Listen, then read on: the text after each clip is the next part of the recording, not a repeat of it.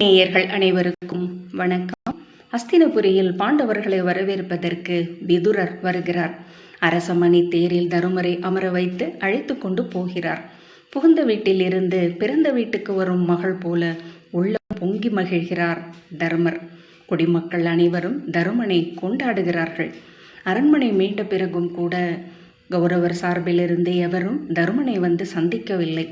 ஆனால் இதையெல்லாம் உணரும் மனநிலையில் தருமன் இல்லை. இதனால் கோபம் கொள்ளும் பீமன், நீங்கள் பகடையில் நிச்சயம் தோற்பீர்கள் என்று கூறுகிறான். அதற்கு தருமர், நான் நிச்சயம் வெல்வேன் என்று கூறுகிறார்.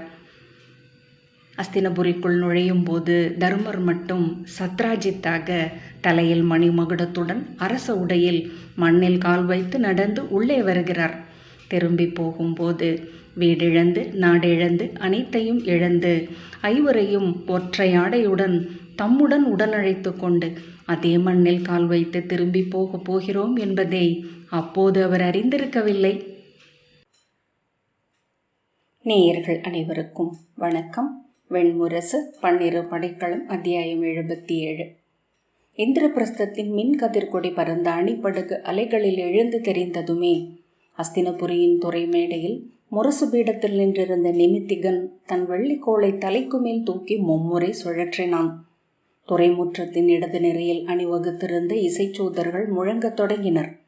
நடுவே பொற்தாளங்கள் ஏந்தி நின்ற அணிச்சேடியர் தங்கள் ஆடை சீரமைத்து தாளம் ஏந்தி நிறை நேர் நோக்கினர். வலது நிரையில் நின்றிருந்த வைதிகர்கள் கங்கை நீர் நிறைந்த பொற்குடங்களையும் மஞ்சள் அரிசியும் மலரும் நிறைந்த தாளங்களையும் எடுத்து கொண்டனர். அலைகளில் எழுந்தும் விழுந்தும் ஊசலாடி அணுகிய கொடிப்படகு துறைமேடையை நோக்கி பாய்களை மடித்தபடி கிளைத்தேறும் கொக்கு என வந்தது. அதன் அலகு போல் நீண்டிருந்த அமரமுனையில் நின்ற படகு தலைவன் அணைக்கயிறுக்காக கையசைத்து காட்டினான். துறையிலிருந்து இறுக வளைக்கப்பட்ட பெரும் மூங்கிலில் தொடுத்து நிறுத்தப்பட்ட பேரம்புடன் பிணைக்கப்பட்டிருந்த வடம் நீர் பாம்பு போல எழுந்து வளைவு நீட்டி அப்படகை நோக்கி பாய்ந்து சென்று அதன் அமரமுனையில் விழுந்தது. 3 படகுக்காரர்கள் அதை எடுத்து படகின் கொடி மரத்தில் சுற்றினர்.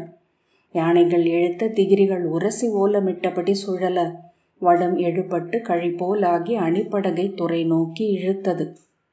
துறை அதை தன் உடலுடன் சேர்த்து அணைத்து கொண்டது. படகிலிருந்த இந்திரபிரஸ்தத்தின் கொடியுடன் கவச வீரன் ஒருவன் இறங்கி நடைபலகை வழியாக வந்து படகு துறை மேல் ஏறி முழந்தாளிட்டு வணங்கி அக்கொடியை தரையில் ஊன்றினான். துறைமுற்றம் எங்கும் நிறைந்திருந்த அஸ்தினபுரியின் முதற் படை வீரர்களும் அகம்படியினரும் ஏவலரும் வாழ்த்தொலி எழுப்பினர். அணிப்படகிலிருந்த மங்களத்தாளங்கள் ஏந்திய 12 சேடியரும் உடன் மங்கள இசை எழுப்பியபடி சோதரும் இறங்கி வந்தனர். தொடர்ந்து வந்த காவல் படகுகள் ஒவ்வொன்றும் அணிப்படகிலிருந்தே வடம் பெற்று தங்களை ஒன்றுடன் ஒன்று இணைத்து கொண்டு நீண்ட மாலை என்றாயின. அவற்றிலிருந்து வேலும் வில்லும் ஏந்திய படை வீரர்கள் நீர் மின்னும் கவச உடைகளுடன் இறங்கி துறைமேடையில் அணிவகுத்தனர். துறைமுற்றத்திலிருந்து விதுரர் கனகருடனும் சிற்றமைச்சர்களுடனும் நடந்து துறைமேடைக்கு வந்தார். தருமனின் நந்த உபநந்த கொடியும் இந்திரபிரஸ்தத்தின் மின்கதிர் கொடியும் சூடிய அரச படகு கங்கையின் அலைகளில் 12 பாய்கள் புடைத்து நின்றிருக்க எழுந்தது. இந்திரபிரஸ்தத்தின் அரசர் வாழ்க, அறம் அமைந்த அண்ணல் வாழ்க, பாண்டவ முதல்வர் வாழ்க, குருகுல மூத்தோன் வாழ்க, ஹஸ்தியின் குருவின் கொடி வழியோன் வாழ்க என்று துறை முகப்பு முழங்கியது. படகு துறையின் 4 பெருமுரசங்களும் இடியென ஒலிக்கத் தொடங்கின. ஒவ்வொரு பாயாக சுருங்கி கொடிமரத்தை ஒட்டி சுற்றி கொண்டு இழுபட்டு கீழிறங்க தருமனின் படகு கூம்பிய மலரென்றாகி அருகணைந்த போது அதன் அமர முகப்பு முலை தேரும் கன்றின் மூக்கு போல நீண்டு படகு துறையை நாடியது. மாலையென கோத்து கொண்ட காவல் படகுகள் நீண்டு அதை வளைத்து கயிறுகளை வீசி குழிப்பட்ட களிரை பயின்ற யானைகள் என அதன் பேருடலை பற்றி கொண்டன. அலைகளில் அதை நிறுத்தி மெல்ல இழுத்து படகுத்துறை நோக்கி கொண்டு வந்தன. அருகணைந்ததும் நாணியது போல் சற்று முகம் விலக்கி ஆடி நின்றது. அன்பு கொண்ட நாய்க்குட்டி என விழா பக்கமாக நகர்ந்து படகுத்துறையை வந்து தொட்டு உரசியது. அதிலிருந்த நடைப்பாலம் எழுந்து படகுத்துறை மேல் படிந்தது. வீரர்கள் அதை சேர்த்து கட்டினர்.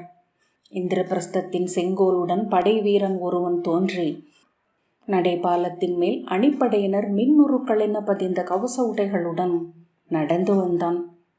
அவனை தொடர்ந்து என் மங்கலங்கள் நிறைந்த தாளங்களுடன் சேடியர் 7 நடந்து வந்தனர். அரசனின் உடைவாளுடன் கவச வீரன் ஒருவன் வர, தொடர்ந்து தருமன் இடப்பக்கம் திரௌபதியும் வலப்பக்கம் சௌனகரும் உடன் வர, நடைபாலத்தில் சிறிய சீரடி எடுத்து வைத்து ஏறி படகு துறையை அணுகினார். அவருக்கு பின்னால் அரச உடை அணிந்த பீமனும் அர்ஜுனனும் வந்தனர்.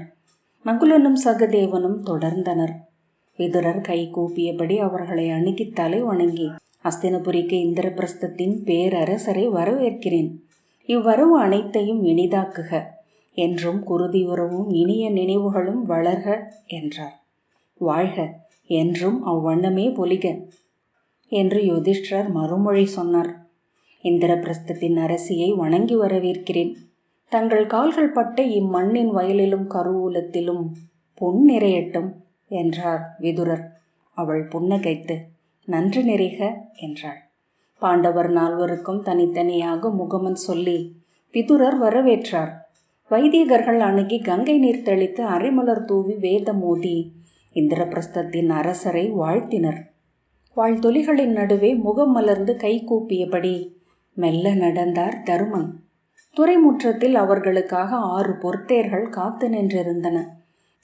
அகம்படி ஓடுவதற்கான 12 வெண்புறவிகள் அவற்றில் ஏறிய கவச வீரர்களுடன் கால் தூக்கி தலையுலைத்து பிடரி சிலிர்த்து நின்றிருந்தன. அஸ்தினபுரியின் அரச மணித்தேர் தங்களுக்காக காத்திருக்கிறது என்றார் விதுரர். நன்று என்று முகம் மலர்ந்து சொன்ன தருமன் சௌனகரிடம், தாங்கள் எனது தேரில் ஏறிக்கொள்ளுங்கள் அமைச்சரே என்றார். அவர் தலை வணங்கினார். விதுரர் வழிகாட்டி அழைத்துச் செல்ல அஸ்தினபுரியின் பட்டத்து தேரில் யுதிஷ்டர் ஏறி அமர்ந்தார். வலப்பக்கம் சௌனகர் தூண் பற்றி நின்றார். 7 வெண்புறவிகள் இழுத்த அத்தேர் காற்றில் ஏறுவது போல அஸ்தினபுரியின் அரச பாதையில் எழுந்தது. பாண்டவர் 4 திரௌபதியும் தொடர்ந்து சென்ற தேர்களில் ஏறிக்கொண்டனர். முன்னால் சென்ற தேர்களில் முரசுகள் அவர்கள் நகர் நுழைவதை அறிவித்து ஓசையிட்டன. அகம்படியும் காவல் படையும் அவர்களை தொடர்ந்தன. ஒவ்வொரு இலையும் நாவென மாறியது போல் வாழ்த்தொலிகள் அவர்களை சூழ்ந்து அலையடித்தன. தேர் நெடும்பாதையை அடைந்து சீர்விரைவு கொண்ட போது சேக்கை பீடத்தில் சாய்ந்தமர்ந்து கால்களை நீட்டிக் கொண்ட தருமன் சௌனகரிடம், இந்திரபிரஸ்தத்திலிருந்து கிளம்பும் போதே எனது உள்ளம் இனிய உவகையால் நிறைந்தது அமைச்சரே. நான் எண்ணி வந்தது பிழையாகவில்லை. பார்த்தீர்கள் அல்லவா, அரச மணித்தேர். அமைச்சரே வந்து வரவேற்கிறார். ஒவ்வொன்றும் இனிதென்றே நிறைவேறும் என்றார். சௌனகர் ஆம், அவ்வாறே ஆகுக என்றார். விழி சுருக்கி, ஐயம் கொள்கிறீரா என்றார் தருமன். ஐயம் அல்ல என்றார் அவர். பின் என்றார் தருமன். படித்துறைக்கு கௌரவர்களில் ஒருவரேனும் வந்திருக்கலாம் என்றார். அவ்வாறு வரும் வழக்கம் உண்டா என்றார் தருமன். அரசர்கள் வரவேற்க வர வேண்டும் என்று நெறி இல்லை. அமைச்சரோ படைத்தலைவர்களோ வந்தால் போதும். ஆனால் தாங்கள் அரசர் மட்டும் அல்ல, அவர்களின் குருதியுறவு. அவர்கள் அனைவருக்கும் மூத்தவர். தங்களை வரவேற்க அவர்கள் வந்திருக்க வேண்டும் என்றார். தருமன், அதையெல்லாம் எண்ணி நோக்கினால் வீண் ஐயங்களையே வளர்க்க நேரும். வரவேற்க எண்ணி இருக்கலாம். அவையில் எவரேனும் முறைமையை சுட்டி காட்டி மறுத்திருக்கலாம். ஏன், விதுரரே என் நிலையிலும் முறைமைகளை மீற விழையாதவர் என்றார். ஆம், அவ்வண்ணமே இருக்க வேண்டும் என்று விழைகிறேன் என்றார் சௌனகர். தருமன், அவ்வண்ணமே. நம்பிக்கை கொள்ள பழகுக அமைச்சரே என்றார். அமைச்சரும் வேட்டை நாயும் ஐயப்படுவதையே அறமென கொண்டவை என்றார் சௌனகர். தருமன் நகைத்தார். அஸ்தினபுரியை நோக்கி செல்லும் சாலையின் 2 பக்கங்களிலும் நின்ற ஒவ்வொரு மரத்தையும் தனித்தனியாக அடையாளம் கண்டு தருமன் உளம் மலர்ந்தார். கனிந்து முதிர்ந்த மூதன்னையரை கண்டது போல் இருக்கிறது அமைச்சரே என்றார். ஒவ்வொரு கிளையின் வடிவும் நன்கு தெரிந்தவையாக உள்ளன. இந்த பாதை அளவுக்கு என் உள்ளத்தில் நன்கு பதிந்த இடம் பெரிதுண்டா என்றே ஐயம் கொள்கிறேன் என்றார். அந்த மகிழ மரம் முதல் முறையாக நான் பார்க்கும்போது ஒரு செங்கழுகை ஏந்தி இருந்தது என்றார். மரங்கள் காலை வெயிலில் தளிரொளி கொண்டன. தழைப்பு கொந்தளிக்க கிளை அசைத்தன. நம் வரவை அவையும் அறிந்திருப்பது போல் தோன்றுகிறது என்றார். சௌனகர் புன்னகையுடன் அவரை நோக்கி நின்றார். நான் விண்ணுலகு செல்வேன் என்றால் என் மூதாதையரை நோக்கி என்னை கொண்டு செல்லும் வழி இப்பாதையின் மறுவடிவாக இருக்கும் சௌனரே என்று உணர்வால் நெகிழ்ந்த குரலில் தருமன் சொன்னார். தொலைவில் அஸ்தினபுரியின் கோட்டை தெரிந்ததும் நிலை கொள்ளாமல் எழுந்து நின்று தூணை பற்றியபடி நின்று விழி தூக்கி அதை நோக்கினார். இந்திரபிரஸ்தத்தின் பெருங்கோட்டையை பார்த்த பின் இது மிகச் சிறிதென தெரிகிறது. ஆனால் அது இன்னும் எனது நகராகவில்லை. அக்கோட்டையை நான் கவசமென அணிந்திருக்கிறேன். இதுவே என் ஆடை என்றார். அது நெருங்கி வரும் தோறும் சிறுவனைப் போல் தோள் துள்ள கரிய சிறு கோட்டை. ஆமை போல என்னை வரவேற்க தன் ஓட்டுக்குள்ளிருந்து அது தலை நீட்டப் போகிறது என்றார். அதன் மேல் எழுந்த கொடிகள் தெரியத் தொடங்கியதும் சிறகு கொள்கிறாள் நாக அன்னை என்றார். அவரது உவகை துள்ளலை சௌனகர் சற்று வியப்புடன் நோக்கிய பின் தன்னை அடக்கும் பொருட்டு விழி திருப்பிக் கொண்டார். கோட்டை அவர்களுக்கு மேல் கவிவது போல் எழுந்ததும் யுதிஷ்டர், அதற்கு மேல் எனது கொடி பறக்கிறது அமைச்சரே. நான் இன்னமும் அதற்குள்ளேயே இருப்பது போல் உணர்கிறேன். வெளியே செல்லவே இல்லை. அங்கு பிதாமகருடனும் தந்தையுடனும் அமர்ந்து சொல்லாடி கொண்டிருக்கிறேன். ஒருபோதும் அதை நீங்கியதே இல்லை. ஆம் என்றார். கோட்டையின் சரிந்த நிழல் தன் தேர் மேல் வந்து தொட்டபோது தருமன் கை கூப்பியபடி கண்ணீர் மல்குவதை சௌனகர் கண்டார். தேரை நிறுத்து, நிறுத்து தேரை என்று பதறிய குரலில் அவர் கூறினார். பாகன் திரும்பி சௌனகரை நோக்க தேரை நிறுத்தும்படி அவர் கண் காட்டினார். தேர் சகடங்களின் மீது தடைக்கட்டை உரச விரைவழிந்து நின்றது. கடிவாளம் இழுக்கப்பட்ட புறவிகள் கழுத்தை வளைத்து புட்டம் சிலிர்க்க கால் தூக்கி நின்ற இடங்களிலேயே விரைவு ததும்பின. அரசே என்று சௌனகர் மெல்லிய குரலில் சொன்னார். பின்னால் திரும்பி பார்த்தபோது தொடர்ந்து வந்து கொண்டிருந்த தேர்கள் அனைத்தும் கடிவாளங்கள் இழுக்கப்பட்டு விரைவழிந்திருப்பதை கண்டார். அகம்படி படையினரும் காவல் படையினரும் ஒருவரிடமிருந்து ஒருவர் ஆணை பெற்று அமைந்தனர். தருமன் கூப்பிய கைகளுடன் தேரின் படிகளில் கால் வைத்து இறங்கி மண்ணில் நின்றார். நடுங்கும் உதடுகளும் ததும்பும் முகமுமாக அண்ணாந்து கோட்டையை பார்த்தார். தொடர்ந்து வந்த தேரிலிருந்து விதுரரும் கனகரும் இறங்கி அவர்களை நோக்கி வருவதை சௌனகர் கண்டார். அவரும் தொடர்ந்து இறங்கி தருமனுக்கு பின்னால் நின்று அரசே என்று மீண்டும் மெல்லிய குரலில் அழைத்தார்.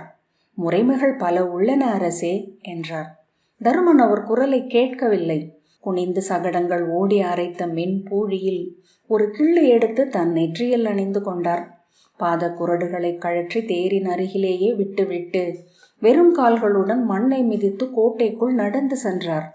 சௌனகர் பின்னால் திரும்பி நோக்கியபடி பதைப்புடன் அவரை தொடர்ந்து சென்றார். கை கூப்பியபடி நடந்து வரும் தருமனை கண்டு கோட்டையில் தேர் நிறைய வரவேற்க காத்திருந்த காவலர் தலைவனும் மெய்க்காவல் வீரர்களும் திகைத்தனர். அப்போது என்ன செய்ய வேண்டும் என்று அவர்களுக்கு தெரிந்திருக்கவில்லை. காவலர் தலைவன் கைகளை வீசி முரசுகள் முழங்கும்படி ஆணையிட்டான். கோட்டை மேல் இருந்த அனைத்து முரசுகளும் இணைந்து பேரொலி எழுப்பின. எவரையும் பார்க்காதவராக சீர்நடையுடன் வந்த தருமன் கோட்டை வாயிலுக்குள் நுழைந்து கடந்து மறுபக்கம் சென்றார். அவரை வணங்கிய வீரர்களை, தாழ்த்தப்பட்ட கொடிகளை அவர் காணவில்லை. கொம்புகளும் முரசுகளும் எழுப்பிய பேரொலியை கேட்கவில்லை. கோட்டைக்குள் பெரும் முற்றத்தில் அவரை வரவேற்பதற்காக வந்த அஸ்தினபுரியின் குடித்தலைவர்களும் வணிகர் குழு தலைவர்களும் வைதிகர்களும் காத்திருந்தனர். அரச பொற்தேரை எதிர்பார்த்து நின்றிருந்தமையால் கூப்பிய கைகளுடன் தனித்து நடந்து வந்த தருமனை அவர்கள் முதலில் அறியவில்லை. எவரோ ஒருவர் உரத்த குரலில் அரசர் என்று கூவினார். ஒரே கணத்தில் பலர் அவரை கண்டு அரசர் அரசர் என்று ஒலி எழுப்பினர். முதிய குலத்தலைவர் ஒருவர் இரு கைகளையும் தலைக்கு மேல் விரித்தபடி பேரறச்செல்வர், குருகுல முதல்வர், புவியாளும் மா மன்னர் என்று வெறியாட்டெழுந்தவர் போல கூவியபடி அவரை நோக்கி வந்தார். பாரதர், பாரத வர்ஷர், பாரத சார்தூலர், பரத பிரவரர், தர்மர், தர்மஜர், தர்மநந்தனர் என்று வாழ்த்தியபடி முழங்காலில் மடிந்து அமர்ந்தார். அஜமீடர், அஜாத சத்ரு, குரு சார்தூலர், குருத்வகர், குரு சிரேஷ்டர், குந்தி நந்தனர். நெஞ்சை அறைந்தபடி அவர் விம்மி அழுதார். குருத்தமர், குரு புங்கவர், குருவர்த்தனர். அஸ்தினபுரியின் குடிமக்கள் அனைவரும் கண்ணீரும் கொந்தளிப்புமாக வாழ்த்தொலி எழுப்பினர். பலர் முழந்தாள் மடித்து நிலத்தில் அமர்ந்தனர். நெஞ்சை பற்றி கொண்டு விம்மி அதிர்ந்தனர். அரசரை தொடர்ந்து வந்த சௌனகர் தன்னை சூழ்ந்து நிறைந்த உணர்ச்சி பெருக்கை கண்டு திகைத்து நின்றார். அவருக்கு பின்னால் அணுகி வந்த விதுரர், முறைமைகள் ஏதும் தேவையில்லை அமைச்சரே. அவர்கள் இயல்புபடி இருக்கட்டும் என்றார். பாதுகாப்புகள் என்றார் சௌனகர். அவரிடம் அமைந்த அறத்தை விட பெரிய பாதுகாப்பை தெய்வங்கள் அளிக்க முடியுமா என்ன என்றார் விதுரர். அரசே, இந்நகரக்காரம் மீண்டு விட்டது, இனி எங்கள் குடிகள் வாழும் என்று கூவியபடி முதியவர் ஒருவர் ஓடி வந்து கால் தடுக்கியது போல நிலை தடுமாறி தருமனின் கால்களில் விழுந்தார். புழுதி படிந்த அவர் கால்களை பற்றி கொண்டு அதில் தன் தலையை முட்டியபடி, இந்நகரை கைவிடாதிருங்கள் எந்தையே, எளியவர்கள் மேல் அழி கொள்ளுங்கள், எங்கள் தொல்நகரை இருள விடாதீர்கள் என்று கதறினார். தலைக்கு மேல் கையெடுத்து கூப்பி நெஞ்சில் அறைந்து அங்கிருந்தோர் அனைவரும் அழுது கொண்டிருந்தனர். ஈசல் புற்று வாய் திறந்தது போல் நகரத்தின் அனைத்து தெருமுனைகளிலிருந்தும் மக்கள் பெருகி அங்கு வந்தனர். நோக்கி இருக்கவே அஸ்தினபுரியின் கோட்டை முகப்பு பெருமுற்றம் முழுக்க தலைகளால் நிறைந்தது. கையில் இருந்த மலர்களை ஆடைகளை அவரை நோக்கி வீசினர். எங்களின் அரசே, எங்கள் தந்தையே, எங்கள் இறையே என்று கூவியது கூட்டம். தருமனை நெருங்க முயன்ற அரசியும் இளையவரும் கூட அக்கூட்டத்தால் உந்தி அகற்றப்பட்டனர். எந்த விசை அவர்கள் ஒவ்வொருவரையும் தங்கள் இல்லங்களிலிருந்து அங்கு அழைத்து வந்ததோ அதற்கிணையான விசையொன்றால் அவர்கள் அவரை முற்றிலும் அணுகாமல் வளைத்து நின்றனர். அரற்றியும் அழுதும் கொந்தளிக்கும் பெருந்திரளின் நடுவே உருவான சிறு வட்டத்தின் மையத்தில் கூப்பிய கரங்களுடன் புன்னகையும் கண்ணீருமாக தருமன் நின்று கொண்டிருந்தார். அஸ்தினபுரியின் அரச விருந்தினருக்கான மாளிகையின் தெற்கு நோக்கிய சிற்றவை கூடத்தில் பாண்டவர்கள் நால்வரும் தருமனுக்காக காத்திருந்தனர்.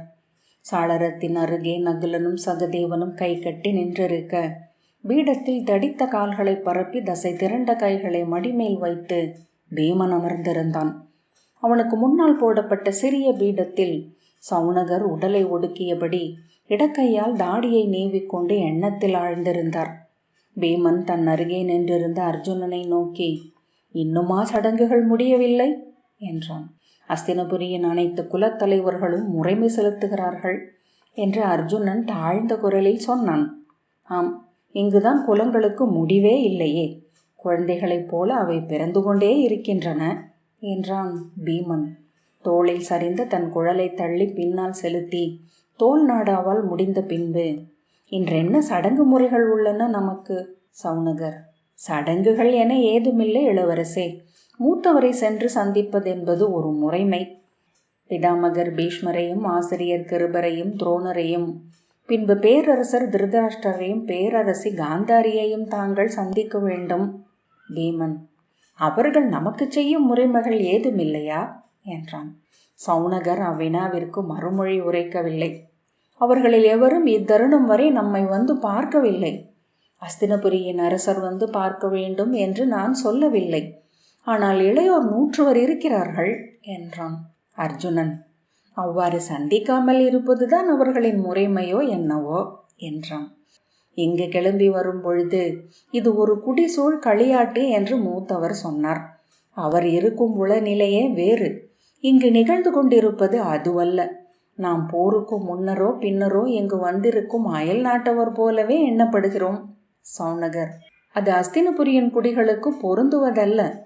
இன்று காலையிலேயே அதை பார்த்திருப்பீர்கள் என்றார். பீமன், ஆம், அதைத்தான் சொல்ல வருகிறேன். கௌரவர்களுக்கு நம் மீது எத்தனை காழ்ப்பு இருக்கும் என்பதை இதனாலேயே உய்த்துணர முடிகிறது. இன்றைய காலை நிகழ்வுக்கு பின் காழ்ப்பு மேலும் உச்சத்திற்கு சென்றிருக்கும். இந்நகரத்து மக்களின் உள்ளத்தை ஆள்பவர் மூத்தவரே என்பதில் இனி எவருக்கும் ஐயம் இருக்காது என்றான். அர்ஜுனன், நாம் ஏன் வீண் சொல்லாட வேண்டும்? எதற்காக வந்தோமோ அதை ஆற்றி திரும்பி செல்வோம் என்றான். என்ன நிகழும் என்று எண்ணுகிறாய் இளையோனே என்றான் பீமன். நிகழ்வதில் ஐயத்திற்கு இடமில்லை, மூத்தவர் தோற்பார் என்றான். பீமன், அவரும் நெடுநாட்களாகவே பகடையாடுகிறார் அல்லவா என்றான். அர்ஜுனன் நகைத்து, பகடை என்ன அம்பா நேர்வழியில் செல்வதற்கு? இவரது பகடையாடலை இவரது ஆடிப்பாவையுடன் மட்டுமே இப்புவியில் ஆட முடியும். மூத்தவரே, உறவின் தகவுகளில் ஊடு வழிகள் எத்தனை உள்ளன என்று அறிவதற்காகவே பகடையாடுகிறார்கள் மானுடர் என்றான். பீமன் சிறிய கண்களில் ஐயத்தின் ஒளிவிட, சகுனி ஆடுவார் என்றால் அதில் கணிகரின் ஆடலும் கலந்திருக்கும் என்கிறாய் அல்லவா என்றான். இத்தருணத்திற்காகவே அவர்கள் 1000 முறை பகடை உருட்டியிருக்கிறார்கள் என்று அர்ஜுனன் சொன்னான். நகுலன்.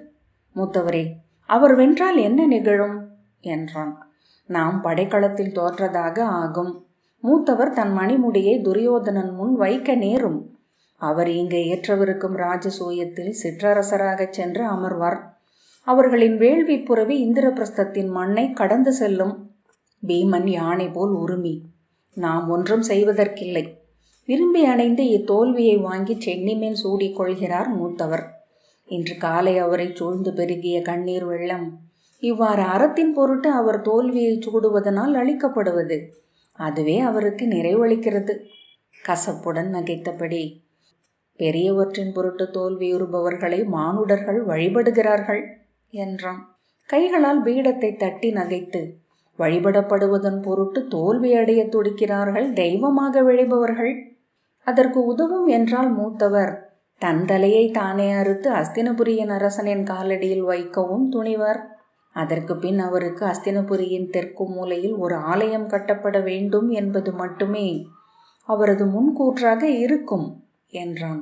சவுனகர் புன்னகைத்து விட்டார்.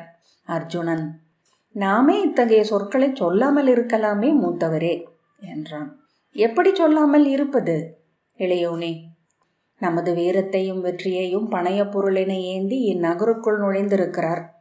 அவர்கள் வெல்லப்போவது நமது மூத்தவரே அல்ல, நாம் ஈட்டிய வெற்றியையும் அதன் விளைகணியாக அவர் சூடியிருக்கும் மணிமுடியையும் செங்கோலையும் தான். தோற்பது அவர் மட்டுமல்ல, நாமும் கூடத்தான் என்றான் பீமன். அர்ஜுனன், நாம் எதையும் ஈட்டவில்லை மூத்தவரே. நான் ஆற்றும் எச்செயலிலும் எனக்கென நான் கொள்வதென்று எதுவும் இல்லை. அதுவே தங்களுக்கும். இறுதி நாள் வரை எங்கும் நில்லா தனியனாக நானும், காட்டிருளுக்குள் கலந்து மறையும் அரை நிஷாதனாக நீங்களும் வாழப்போகிறோம். வெற்றி என்றும் புகழென்றும் இவர்கள் சொல்வதனைத்தும் நம் மூத்தவருக்கு நாம் அளித்த காணிக்கை. அது அவரது செல்வம். அதை எவ்வண்ணம் செலவழிக்கவும் அவருக்கு உரிமை உண்டு. அதை கொண்டு அவர் பாரத வருஷத்தை ஆளலாம், அல்லது அதை துறந்து புகழ் மட்டுமே போதும் என்று முடிவெடுக்கலாம். நாம் சொல்வதற்கொன்றுமில்லை. பீமன் ஒன்றும் சொல்லாமல் தன் மீசையற்ற மேலுதடை கைகளால் வருடியபடி சிறிய விழிகளை திருப்பி மாலை ஒளியில் சுடர் கொண்டிருந்த சாளர திரைச்சீலையை நோக்கினான். சகதேவன், வந்த அன்றே பிதாமகரையும் ஆசிரியர்களையும் தந்தையையும் தாயையும் அரசர் பார்த்தாக வேண்டும் என்பது நெறி. இப்போதே மாலை சாய்ந்து விட்டது. அந்திக்குள் சந்திப்புகளை முடித்து கொண்டால் நன்று என்றான். பீமன் சிரித்தபடி அவனை நோக்கி, வந்த அன்றே அனைவரையும் சந்தித்து வாழ்த்து பெற்றார் அரசர் என்று சூதன் ஒருவன் சொல்ல வேண்டும், அவ்வளவுதானே என்றான். நகுலன், ஆம், அரசர்கள் வாழ்வது சூதர்கள் பாடலில்தான் என்றான். அவர்கள் ஒவ்வொரு நாளும் காவியத்திற்குள் சென்றபடியே இருப்பவர்கள். பீமன் நகைத்து, இப்படியே சென்றால் பிறகாத அரசன் ஒருவன் சூதர் சொல்லிலேயே உருவாகி வாழ்ந்து புகழ் கொண்டு விடக்கூடும் என்றான். வெளியில் வாழ்த்தொலிகள் கேட்டன. வரவறிவிப்போன் கதவை திறந்து உள்ளே வந்து இந்திரபிரஸ்தத்தின் பேரரசர் யுதிஷ்டர் என்று அறிவித்தான். பீமனும் அர்ஜுனனும் சவுனகரும் எழுந்து நின்றனர். கை கூப்பியபடி அறைக்குள் வந்த தருமன் சவுனகரை நோக்கி, வணங்குகிறேன் அமைச்சரே என்ற பின் கை கூப்பி நின்ற பீமனையும் அர்ஜுனனையும் நோக்கி தலையசைத்தபடி பீடத்தில் அமர்ந்தார். மிகவும் களைத்திருக்கிறேன் அமைச்சரே. இன்றே பிதாமகரையும் ஆசிரியர்களையும் தந்தையையும் அன்னையையும் பார்த்தாக வேண்டுமல்லவா என்றார். முறைமை சந்திப்பு என்பதால் மிகையான பொழுதை செலவிட வேண்டியதில்லை. அரண்மனைக்கு வந்து மீள வேண்டும் என்பதில்லை. பிதாமகரையும் ஆசிரியர்களையும் சந்தித்த பின் அப்படியே அரச மாளிகைக்கு சென்று அங்கேயே பேரரசரையும் பேரரசியையும் சந்தித்து விடலாம் என்றார் சவுனகர். துரோணரும் கிருபரும் நகருக்குள்ளேயேதான் இருக்கிறார்கள். அஸ்வத்தாமன் வந்துவிட்டானா என்றார் தருமன். ஆம், அவரும் ஜெயத்ரதரும் நகருக்குள்ளே தங்கியிருக்கிறார்கள். தருமனின் இதழ் அசைந்து நிலைத்ததிலிருந்து அவர் அங்கரை பற்றி கேட்கப் போகிறார் என்று உணர்ந்த சவுனகர், அங்கநாட்டரசர் அரசருடன் அவரது மாளிகையிலேயே தங்கியிருக்கிறார். அதை கேட்டது போல் காட்டாமல் விழிகளை திருப்பி நகுலனை நோக்கிய தருமன், அஸ்தினபுரியின் மக்களின் உணர்வெழுச்சியை பார்த்தாயல்லவா இளையோனே? அவர்கள் உள்ளத்தில் தாங்கள் வாழ்கிறீர்கள் அரசே என்றான் நகுலன். சகதேவன், தாங்கள் விரைந்து நீராடி உடை மாற்றி வருவீர்கள் என்றால் பிதாமகரை சந்திக்கச் செல்லலாம் என்றான்.